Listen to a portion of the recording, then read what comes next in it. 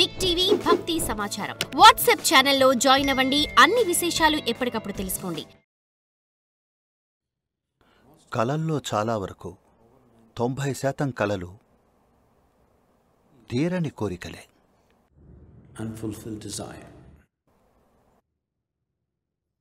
ఎందుకంటే మీకు వీటి మీద పట్టు లేదు.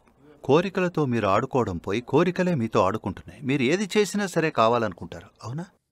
దానికోసం ప్రయత్నించకపోయినా ఆ క్షణంలో నాకు అదుంటే బావుండు, నాకు ఇదుంటే బావుండు అనిపిస్తుంది.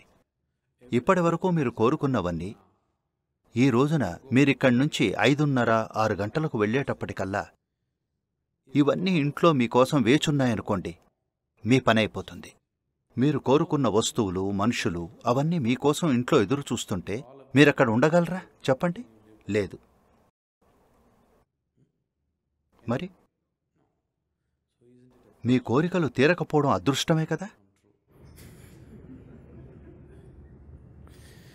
మీ కోరికలు మీ అధీనంలో హద్దులు లేకుండా జరుగుతున్నాయి కాబట్టి అవన్నీ నిజం కాలేవు.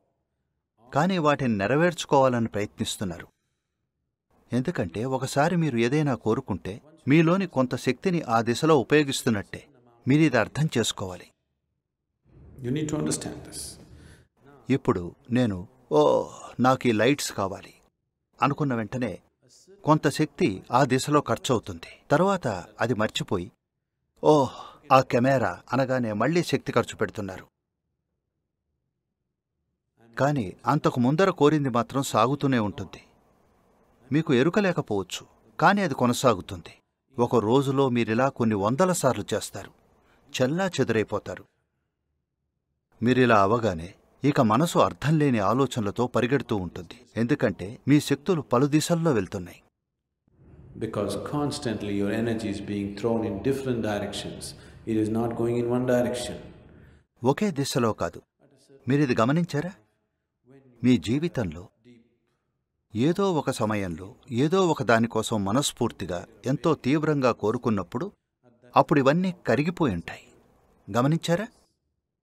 అవునా? మీరొక దిశలో దృష్టి పెట్టారు కనుక హఠాత్తుగా అన్ని ఆలోచనలు మాయమవుతాయి. కలలు రావడానికి కారణం మీ మనస్సు ఈ కోరిక అనే ప్రక్రియ ద్వారా ముక్కలైంది. ఇక అవన్నీ నెరవేరడం అనేది జరిగే పని కాదు. అందుకే రాత్రులు మీరు ఓటీ చేస్తున్నారు. వాటిని నెరవేర్చుకోవడానికి ఊహల ద్వారా ప్రయత్నిస్తున్నారు.